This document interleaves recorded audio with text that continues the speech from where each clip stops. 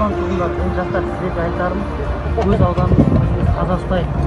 Әрқашан келсек те тазалыққа кетейік. Аудан тұрғындары барша жастар тазалыққа шақырамыз.